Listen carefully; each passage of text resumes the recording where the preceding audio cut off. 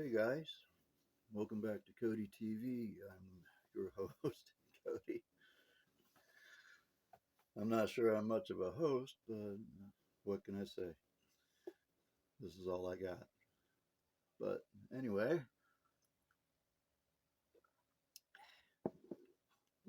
tonight we're going to be talking about a franchise that has been literally buried. Um, and I hate to say it, but tonight we're going to talk about Star Wars. Somehow I'm not really looking forward to this. Star Wars for so many years has entertained a lot of people, and it's almost a global institution anymore. But the problem is, in the last several years, maybe 10 years now, Star Wars has done a great job of going downhill because of people like Kathleen Kennedy and Bob Iger, who are the heads of Disney Studios and have control over Lucasfilm, which that by itself is a shame. And ever since the Star Wars sequel trilogy, which probably never should have been done, um, Star Wars has done a great job of going in the toilet very quickly. Sad to say. Ever since Disney went woke and Star Wars went woke and all of that,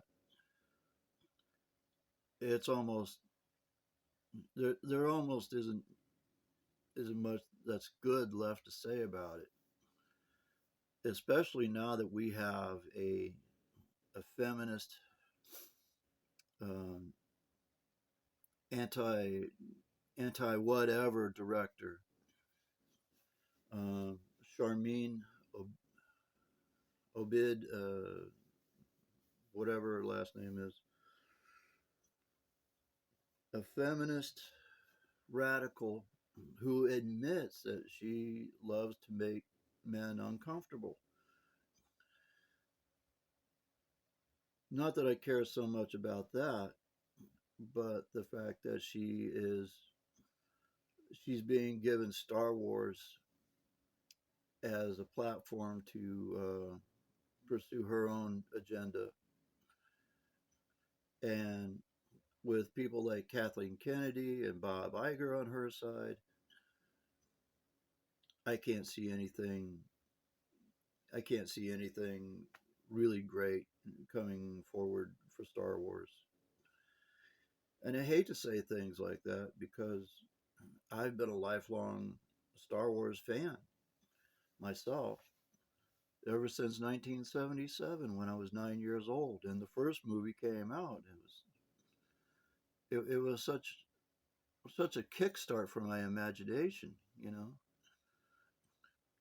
And we in the 70s, if anybody out there besides me remembers the 70s, we really didn't have anything. Um, we really didn't have anything in the way of science fiction or movies like Star Wars. I mean, it's not like we had these everywhere. We didn't at all. The closest thing we had to Star Wars back in the 70s might have been maybe Planet of the Apes. But Planet of the Apes doesn't even qualify because that was just simply science fiction. And that was they didn't have any lightsabers, they didn't have any blasters, there was no Millennium Falcon, there weren't any Wookiees or droids or anything. It was just a bunch of ticked off apes, you know, and crazy humans that kept making them mad. So yeah, but in the 70s, that was the best we had, you know. And the worst we had were movies like oh man, Death Race 2000 or Logan's Run, you know, stuff like that. Escape from New York with Kurt Russell. I mean, that, yeah, come on, guys, spend some money once in a while, would you? But I'm not gonna I'm not gonna talk much about Planet of the Apes because I'm saving that for another video. I want to in the next video I'm going to be talking about the more recent the more recent Planet of the Apes movies instead of the ones that were in the 70s. The only one I ever liked was the original 1968 with Charlton Heston and Malcolm McDowell, I think. Um, those were the only reasons that I liked the original Planet of the Apes because that was a great movie.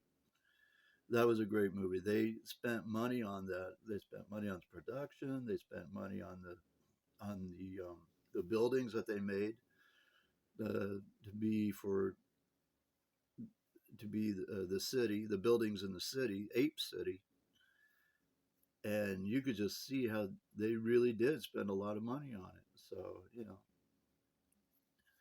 a lot of effort went into it, which cannot be said for the sequels. You know, MGM got greedy. They kept saying, "We want more movies, we want more sequels, we want more money," but they didn't want to spend any money on it. So that was the big problem they had. Okay, now that I've gotten completely off topic, go ahead and say it. You know, I'll give you a second to say it. Yeah, okay, there you go. All right. Anyway, back to Star Wars. Rest in peace. Um, Probably the last good Star Wars movie that I've seen in the past several years is probably Rogue One. Rogue One is a great movie. Rogue One, a Star Wars story. It's a great movie. It has Felicity Jones playing Jen Urso, I think is what her name was, and Mads Mikkelsen, Hannibal the Cannibal, playing Galen Urso, who was a scientist for the Empire, but he quit. I don't know what led up to him quitting the Empire. He defected, I guess, and I don't know. But he said, "I'm not doing it anymore." He ran. He took his family, ran away, hid for so many years until the Empire tracked him down, uh, and they killed his wife and took Galen back. And Jen was in hiding for a very long time, and until she was she was found until she was found by the alliance, the rebel alliance, and they wanted her to help them get an audience with Saw, um, played by Forrest Whitaker. I can't remember what Saw's last name was, but anyway, not important. Um, Jen takes them to see Saw and everything. Seesaw. Okay, and she gives him a message from the alliance, and he refuses to run anymore.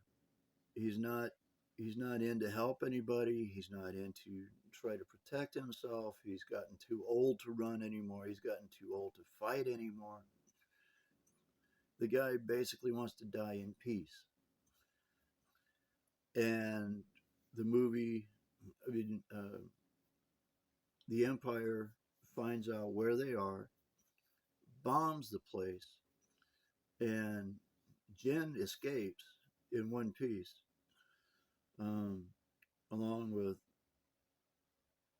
Andor Andor Cassian, I think his name is, and a smart mouth robot who was an Imperial droid but was caught and reprogrammed. So, and I can't remember what his name was. Um, she escapes, and her and a few other people go to the Alliance headquarters. And no, they don't, not yet. Anyway, let's forget about all that. Rogue One is probably the last good Star Wars movie that had been made. The Star Wars sequel trilogy started off really promising. The Force Awakens, that was actually pretty good. I really hated to see what happened to Han Solo in that, because that, I gotta say, I fell apart when I saw what happened to him. That just was not fair at all. That wasn't fair. That wasn't cool. Han Solo should have been able to go out in a much better style. He should have been able to go through another movie or two. But I don't know. The woke powers that be uh, decided they were just going to kill him off any way they wanted to, and that's exactly what they did. I mean, it was great seeing Han Solo again. It was also great seeing Luke Skywalker at the end of the frickin' movie. Come on, man. He could have been in. He could have been in there earlier in the movie, don't you think? Princess Leia. It was great seeing her again, but she was wearing more than that flimsy little dress she was in the first one. Oh boy. Let's see.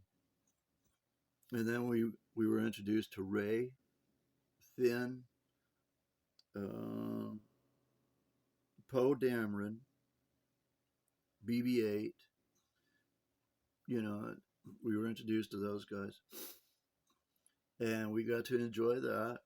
And The Force Awakens was a really good movie, and it looked like a start for a really good trilogy, possibly. But unfortunately, when The Last Jedi came out, it was kind of like, and you start watching that and everything. It was like, wait a minute, what's going on here? What's the story?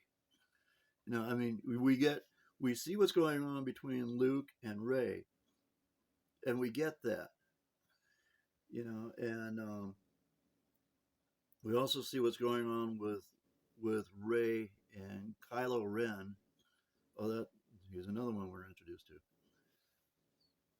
But unfortunately, the story is kind of thrown up in the air. It's kind of like, what's this a story about? Heard about Luke training Ray to be a Jedi, or is it about Luke and Kylo Ren's relationship? Or is this really about Kylo Ren and how he is the worst movie villain ever?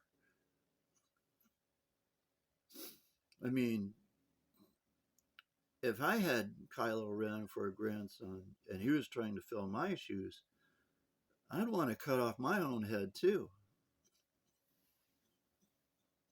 Kylo Ren is the worst bad guy ever. I mean,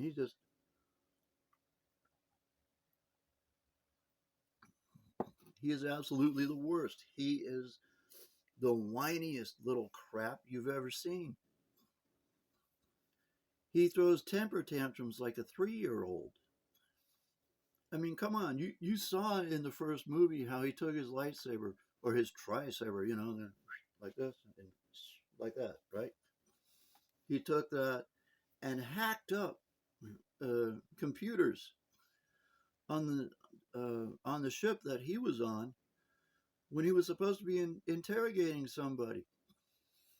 And he gets all pissed off because somebody tells him, "Hey, look, you know, this guy took off in a Tie fighter with a little bit of help, from a stormtrooper who defected." So what does Kylo do? He goes completely ape. And no pun intended toward Planet of the Apes, kind of. But he just completely loses it, and he trashes the room that he hears this in. And I love the scene when where you see a couple of stormtroopers walking by, and they kind of stop for a moment. They're sort of looking, and they hear what's going on, and you can see them thinking to themselves, "Oh man, it's Kylo Ren again. Keep moving, keep moving. Let's go clean up a mess someplace else." That's got to be my favorite scene in the whole movie is watching those two stormtroopers walk on past instead of wanting to deal with Kylo Ren. That is terrific. But for some for some reason, which I really do not understand, somewhere between The Force Awakens and The Last Jedi, the story really gets thrown out the window. And it does even worse than that between The Last Jedi and The Rise of Skywalker for some reason. Because I found myself watching it, and I went to the theater all three times. My daughter and I went to see it in the theater. And at some point during during the second and third movie, we, my daughter and I, Emmy and I, actually looked at each other. It's like, what the hell? What just happened here? Just what what is this supposed to mean? I mean, it was kind of obvious that Emperor Palpatine was going to be in it. I mean, it's like he's never not going to be in a Star Wars movie. Never will he not be in a Star Wars movie, right? What is this? What's with this guy? He's like cancer, You can't get rid of him. Then I don't really want to talk about that, but hey. Um, but he's as much a pain as cancer is. He's as much a pain as chemo treatments are. You can't get rid of the guy. You can't get rid of him. Here he is again. Oh man, not happening. But anyway, oh God help me. Um, I don't know. I just think that out of all three of the movies, The Force Awakens was the best one out of the three. It really was to me. Uh, Different people have different ideas of what makes a good story, but for me, what makes a good story, and I'm going to hear a lot of boos out of this probably. What makes a good story is to have a story to begin with. And with The Force Awakens, it seemed like there was a good story to begin with. But as soon as The Force Awakens was over, and then The Last Jedi comes into view, and we start watching that, all of a sudden, at some point during that, it's like maybe halfway through the movie, you start to lose sight of the story, and it seemed like other people did too. People like Kathleen Kennedy, Bob Iger. people like that. And after the Rise of Skywalker, although I was happy with the ending of Rise of Skywalker, I wasn't happy about much of anything else. It was just like, action scenes, interaction between Rey and Kylo Ren. Oh boy, here comes the only Sith Lord known to wear a diaper because he throws tantrums like a 3-year-old. The worst bad guy ever, right? Absolutely. Not that I blame it on Adam Driver so much. I mean, he's all right. He's a good actor for the most part, but Kylo Ren was not a good character. He should have been a lot better, and he should have been put together and a lot a lot more conceived as a character, a lot better than what they did. Having wearing he's wearing a costume trying to be Darth Vader, but instead he looks like he's wearing a onesie. Yeah. And his helmet, he tried to fashion the helmet after Darth Vader's, and instead it looks like a license plate. Come on, please. This is not what a bad guy is supposed to look like. If you're gonna have a bad guy, have him be an actual bad guy. This is why Darth Vader. This is why Darth Vader rules as a Sith Lord. Okay, yeah, you had Darth Maul too. He was really good. General Grievous. Um, oh man, who else? Well, I mean, you also have Emperor Palpatine. I'm pretty sure he was a Sith. He was a Sith Lord. And those guys were absolute bad guys. And they were absolutely bad guys. But all the other Sith Lords were patterned after Darth Vader. Why? Because Darth Vader was the baddest of the bunch. And there was no kidding around with him. He didn't like him. He'd force choke him. You know, and that's it. That's all there was to it. And he was great at that. I don't like you. You got my order wrong. Yeah. Come on, man. That's just one of the things that made him so much fun. And then when you found out what his connection was to Luke Skywalker and Princess Leia, it was like, no. Although Mark Hamill did a much better job of it. So it's like, yeah, he really was Big Daddy Vader. That is definitely a guy you do not want a whipping from, ever.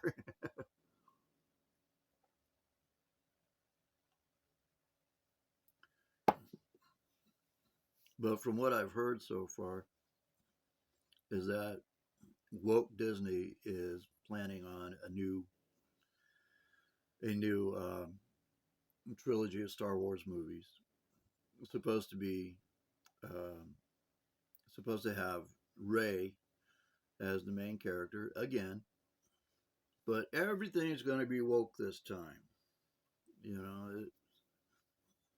It kind of seemed like the last.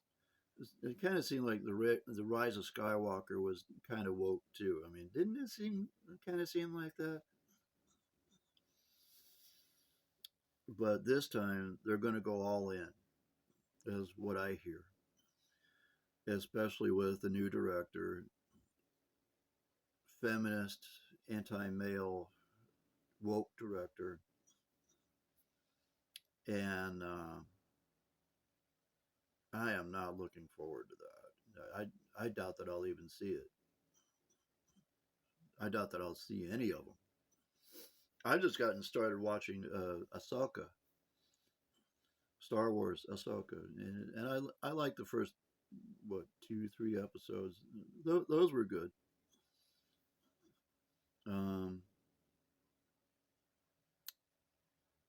I'll probably keep watching that. I would have liked to have kept watching The Mandalorian, but I got so distracted from that, and I don't know, I just got to a point where I didn't care anymore. I mean, I was working full time at the time, and I got distracted. You know, what can I say? Although they're talking about a Mandalorian movie now, so I mean that could be fun. I don't know, but uh, I could probably be talked into seeing that. You know, especially if it's got what's her face in it. Can't remember what her name was. She was a major character in the Mandalorian series.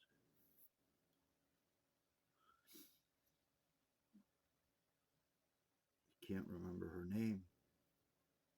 But anyway, with the way things are going, with Kathleen Kennedy still having a job and Bob Iger still having a job at Disney, God help us. I'm not real sure how Star Wars is going to have much of a future. The merchandise will definitely keep things afloat for quite some time. There's no doubt about that. But in terms of new movies, sorry guys, I'm afraid you're asking for way too much there. Star Wars series. Let's see. Lando is supposed to be getting Lando Calrissian. He's supposed to be getting his own movie,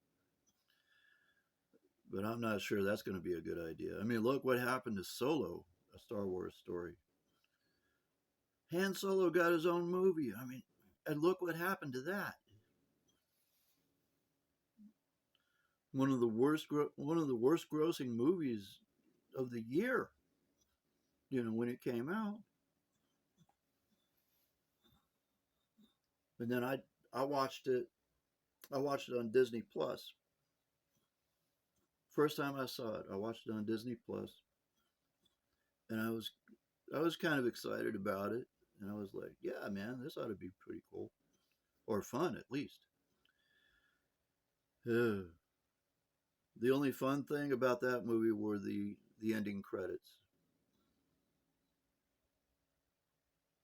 I I hated that movie, and we're talking about a movie about Han Solo. Come on, give a guy a break. Give a Star Wars fan a break, will you? I don't know where they found that actor, but I hope he never does another movie again. I mean, he was terrible. But then again, you know, it was probably the producers that did most of the damage. But I don't know, man. I mean, yeah, okay, we see how he got the Millennium Falcon. That was cool. But as for the rest of the movie, I couldn't care less. Oh, that was embarrassing to watch, man. What can I say? I'm sorry, George Lucas. I'm sorry, George, but you really should have stayed in control of your empire, man. You really should have. Oh, all right. Um, oof. Yeah, I don't even want to talk about this anymore. But I'm gonna, I'm gonna cut it here, and then let's see.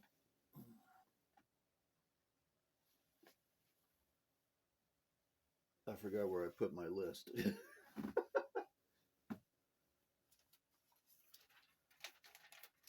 No, that's not it. All right, forget it. And I'm just gonna let it go. But I'm gonna let this one stop where it's at,